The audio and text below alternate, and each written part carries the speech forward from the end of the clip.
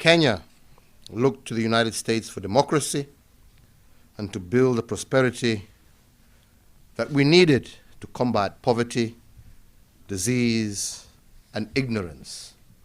And indeed, much was achieved.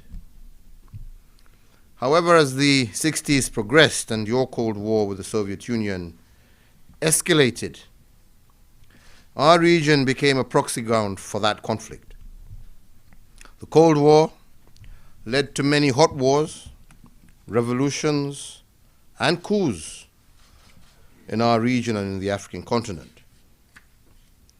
We in Kenya tried to chart a careful path between two battling giants, but it was very difficult and in many ways affected our politics and our stability across the African continent.